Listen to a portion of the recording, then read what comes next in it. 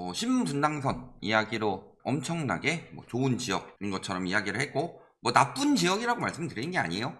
사실 신분당선으로 오른다고 하기에는 여기는 이제 뭐 서울로 출퇴근하는 지역이다, 그런 지역은 아니죠. 일단 가격 자체가 출퇴근하는 가격은 아니다. 출퇴근하려면은 거기에 출퇴근하는 사람들이 맞는 합리적인 근로소득이 있으면 그에 맞는 가격이 되어야 하는데, 이거랑 관련 없이 우리는 이제 판교급입니다 하면서 이야기한 지역이 있었죠. 예전에 여기는 판교급이다, 그리고 뭐 동탄은 여기급이다 하는 그 중간에 있는 지역 어디예요? 광교입니다. 제가 이야기한 거 아니에요? 광교가 판교급이고 동탄이 광교급이다가 아니라 그 지역 사람들이 이야기를 하는 거였죠. 지역 부동산 카페 이런 데 들어가 보면. 그래서 보면은 뭐라 그래요? 판교 IT 기업과 수원 삼성 다니는 사람들의 실거주 수요가 높다, 그러면서 굉장히 뭐 출퇴근하는 사람들이 다니는 것처럼 이야기하지만 그럴 가격이 아니죠. 그리고 뭐라 그래요? 대출 규제로 인해서 거래량이 급감했고 15억 초과 아파트는 가격 하락이 불가피했다. 그러면은 지금 이야기하는 강남 집값도 마찬가지의 상황 아닌가요? 자, 그러면서 이 말은 정답이죠. 1주택자들이 갈아타서 실수로 올랐다 했을 때 어때요? 대출 4억 8천 가지고 있는 사람이 기존에 갖고 있는 집이 10억 원까지 올라서 팔고 추가 융자를 받아서 구입하는 구조다 라는 소리라는 건, 지금 경기도 집값 상황 어때요? 상급지 갈아타기겠죠? 판교에서 갑자기 팔고서 광교로 내려오고, 강남에서 팔고 판교로 내려온다, 그 이야기를 하려면 집값이 올라간다는 이야기를 하면 안 되죠. 그러니까 지금 경기도 집값 상황을 봐야 되는데 외곽 지역의 붕괴가 심각해지고 있다. 그래서 보면요, 서울이 이렇게 있을 때 강남이 이렇게 있으면 여기 분당 판교가 있고 그 다음에 광교, 동탄 이런 형식으로 있는데, 왜 같은 급이라고 하느냐?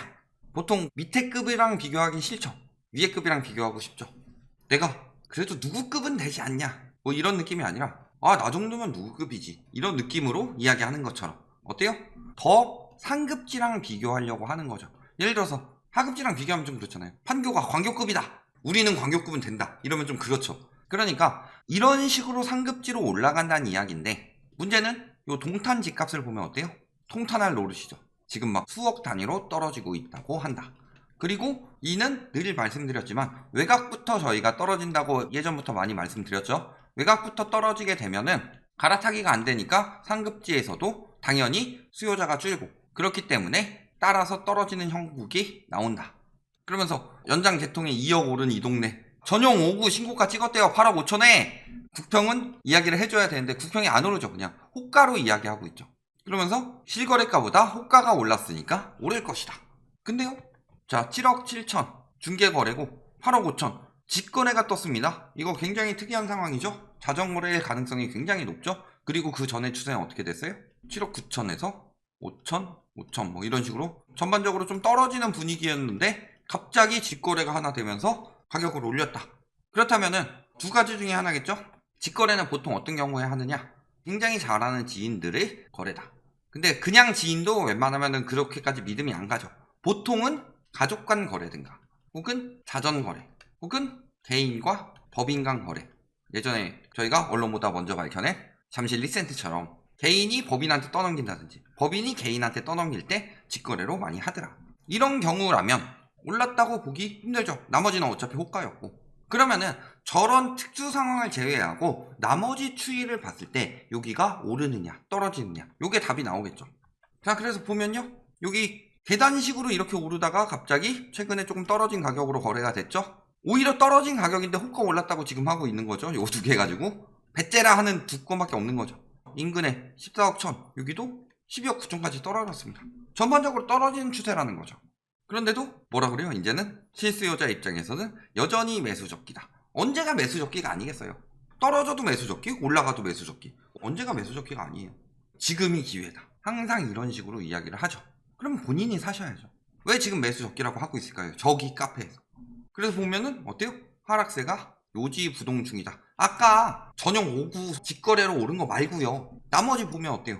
전용 84 국평이죠. 아까 국평 뭐 저기 호가 오른 거 가지고 이야기하는데 실거래가 지금 2억 6천 떨어진 단지 있죠. 그 다음에 조금 더 넓은 거 힐스테이트, 여기 유명하죠. 여기도 2억 5천 떨어졌죠. 1억 7천 떨어졌고, 여기 전용 5구 여기 호반베르지움 여기도 1억 3천 떨어지고, 여기도 1억 천 떨어지고 이렇게 억 단위로 떨어지고 있는데 굳이 그것도 특수거래가 굉장히 의심되는 그런 사례를 들고 와서 오를 것이다 이런 식으로 이야기하면 말이 안 된다. 매매 가격 지수도 보면요, 광교 신도시하고 도시가 있지만 따지고 보면 여러 지방이 얽혀있죠. 그래서 수원, 용인 걸쳐서 영통구와 기흥구, 수지구 이런 데가 연결이 되어 있는데 보면 어때요? 영통구가 오르냐 아니면 기흥구가 오르냐 수지구가 오르냐. 기흥구의 전세는 조금씩 오른다고 합니다. 근데 보면 기흥구도 동 하나밖에 안 걸쳐 있어요. 전반적으로 수원, 이의동, 하동, 원천동 여기가 대부분인데 여기가 전반적으로 하락하고 있죠. 매매든 전세든. 그것도 급격히. 수원의 경우는 저희가 늘 말씀을 드렸습니다. 과거에 수용성으로 가격 띄울 때 언론이 거짓말을 하고 있다. 맨날 올라가는 이유는 공급 부족 때문이라고 하더니 여기는 풍선효과 이야기하면서 공급 이야기를 안 한다. 그런데 저희가 결정적으로 공급이 많은 두 개의 지역을 이야기를 했었죠. 풍선효과 이야기를 할 때 거기가 수원하고 인천이었죠. 수원에 공급이 그렇게 많은데 왜 집값이 올라요? 입주도 많고 분양도 많았는데 말이 안 되는 상황이죠. 그렇다면은 그 상황에서 풍선효과라고 들어가서 산다면 고점에 물린다는 이야기였죠. 그대로 되고 있죠. 그리고 지금이 적기죠. 19건에서 30건으로 올랐으니까 지금이 매수할 적기죠. 그리고 매매 거래 신고가 3건 그리고 하락가가 14건인데 굳이 이 3건 중에서 직거래 한 건 가지고 와가지고 그걸 가지고 이야기를 하더라. 나머지들 보면은 18억 하던 게 15억까지 떨어졌고요. 요 가격은 엄두도 못 내고 호가 더 낮추고 있죠. 그 다음에 18억 8천 하던 게 16억 5천까지 떨어졌죠. 물론 1층이라고 뭐라고 하겠지만 이거 제외하더라도 호가 떨어져 있죠. 20억까지 갔었는데 17억까지 갔던 게 지금 14억 2천에 거래되고 있습니다. 호가는 안 낮추고 있지만 호가 낮은 매물들만 팔리고 호가 높은 매물들은 안 팔린다는 거죠. 그러면은 매수 적기다 아무리 해도 사실은 돈이 없어요. 광교를 매수하려면 이야기했듯이 하급지에서 팔고 갈아타기를 해야 되는데 하급지가 떨어지고 있는데 무슨 매수 적기예요. 전세 가격 역시도 올라가다 멈췄죠. 지금 뭐 하나 튀긴 했지만 전반적으로 떨어지는 추세였죠. 여기도 마찬가지. 이의동, 자연앤 힐스테이트 여기도 15억 넘게까지 찍었다가 지금 쭉 떨어져서 14억대 후반까지 떨어졌죠. 14억 5천에 매물 나오고 있습니다. 여기도 지금 보면은 신고가 찍을 때는 9억 넘어간 상황이었죠. 그런데 지금 8억 5천에 거래됐고 이보다 싸게 팔려고 내놓고 있습니다. 여기도 10억 천 막 이렇게 거래됐는데 지금 6억 6,500까지 거래가 나왔습니다. 그리고 여기서는 절대 이야기해주지 않죠. 이 정도 떨어진 가격은 절대 체크해주지 않는다. 집값 떨어질까봐. 그리고 그 전 거래보다도 호가는 낮게 나오고 있다. 요거 보면 거의 얼마나 떨어진 거예요? 3억 넘게 떨어졌는데 이런 데는 죽어도 이야기 안 하죠. 집값 떨어질까봐. 22년 5월 5일 8억 2천 31층 거래 요거 국토부 실거래가에 떴는데 요거는 아예 표시도 안 해줍니다. 22분 전에 확인해놓고서 집값 떨어질까봐 지금 안달이 나 있는 곳이 한둘이 아니죠. 저런 사이트들도요, 집값이 올라가니까 사람들이 계속 보고 찾아주고 그래야지 효과가 좋은데 집값 떨어지게 막 매물 내놓고 막 거래된 거 다 표시해주고 그러면은 실질적으로 거기 집주인들이 안 좋아하죠. 아 왜 우리 아파트 집계를 하냐 마음대로 이렇게 반발 심리가 나올 수도 있고. 그러니까 저런 거 억지로 열심히 빼고 있는데도 불구하고 추세가 바뀌지 않는다는 거죠. 전세 가격 지금 갭은 상당히 벌어졌습니다. 전세가는 멈춰있는데 매매가만 이렇게 튀었다. 그래서 지금 살 수 있는 상황이 아니라는 거예요. 마찬가지죠. 매매가가 떨어졌음에도 불구하고 갭은 지금 굉장히 크다. 그러니까 아까 실수요 적기하고 있는데 하급지가 떨어지니까 갈아타기 안 되고 그렇다고 투자하기 적기라고 하기에는 갭이 너무 크니까 사실상 가치가 없죠. 투자 가치가. 그리고 매물은 꾸준히 쌓이고 있죠. 이의동, 하동, 원천동, 상현동, 영덕동 매물이 되게 많이 쌓이고 있다. 그리고 보면은 뭐 입주 이야기하고 있는데 지금 입주도 적지 않습니다. 은평구 지금 1400세대 들어왔다고 전세시장 개박살 났다고 이야기를 했어요. 입주가 들어오기 전부터 이렇게 무너지고 있는데 내년에 입주까지 들어오고 내년에 금리 인상도 더 돼 있을 텐데 그런데 지금 살 적기예요. 그리고 막 열심히 홍보하고 있는 거 보면 뭐예요? 지주택 지금이 적기입니다. 살면서 정말 꼴보기 싫고 내 인생의 악이다 이런 사람들 지금 광교가 내 집 마련할 적기인데 훨씬 더 저렴한 로또 분양이 나오고 있다 하고 이런 거 좀 소개시켜주세요.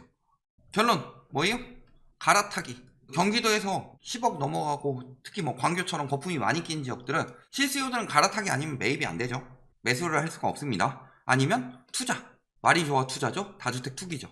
이거 두 가지 측면으로 봤을 때 갈아타기를 하려고 보면 하급지가 더 빨리 떨어지고 있고 그래서 팔아도 절대 못 사는 상황이죠. 투기를 하자니 갭이 너무 크고, 갭 투기를 하려면요 가장 신경을 많이 써야 되는 거는 갭도 갭이지만 황금성이 있어야 되는데, 거래량 보면 황금성이 박살이 났죠.